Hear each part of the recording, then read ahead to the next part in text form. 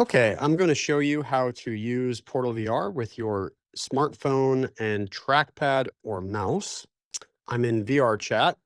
So you just go to use your phone. You can scan the QR code to download the controller. And on the Android phones, you need to put it into debug mode, which you can do in the settings. And then all you do is once the app is installed, you can plug in and launch the app. And then you're going to be presented with this screen telling you to press and hold the volume down key to recenter. So, I often move the phone around a little bit so that the tracking can initialize. And then you press and hold volume down. And there you'll see that your hand is now being able to be tracked in 6DoF with your phone. And I usually hold the phone kind of sideways like this with my fingers resting on the edges. If your tracking gets a little bit off like it does here, hold the phone still. And then once it's settled, you press and hold the volume key down again to reset your hand. At any time, you can press question mark to get a legend. And you can also use keyboard keys on the right-hand side of the keyboard or the left-hand side of the keyboard for all the keyboard shortcuts. Press volume up to switch hands, or you can click with your trackpad. That will switch to the other hand. You can hit tab, or you can click with your middle mouse button. Hello. And so that lets you switch which hand you're using. You can also peek with the other hand, which can be really handy if you want to place a menu. So this menu right now is a little hard to reach. If I press and hold tab, that'll let me quickly position the hand and then release to leave it there. And now I can interact with this menu much more easily. Now let's talk about how to look around. The most straightforward way is to just drag your finger across the trackpad. Or with a mouse, you can press and hold the left mouse button and similarly drag and release to spin the camera. But your phone also acts as a camera controller. So if you put your finger on the trackpad, now your phone can be used to control the camera. You can move forward, backwards, or you can rotate the phone as well. Now let's talk about the phone controls.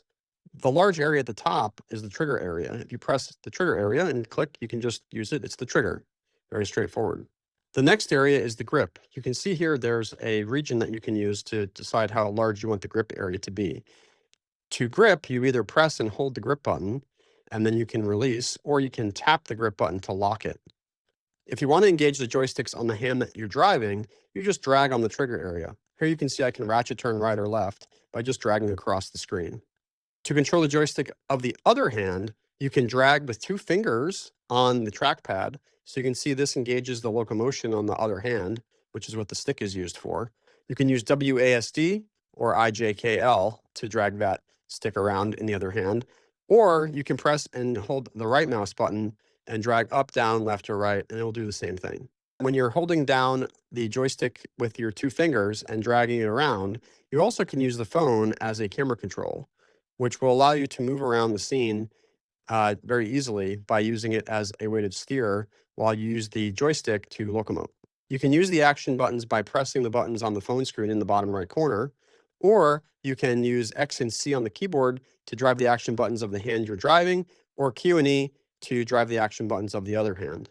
Now let's combine all our knowledge to go pick this object up over here. So I just use my finger to point at the object. I drag up with my 2 fingers. I reach and I grab it with the grab button. I can spin my camera around, walk over here, and then just gently reach over and place it on the table. And there we go. Finally, a more advanced feature is being able to drive both hands. We can hit 2 to drive the 2 hands in a mirrored mode. And if you press the grip button, they'll both grip. So this way you can scale or reach and expand objects.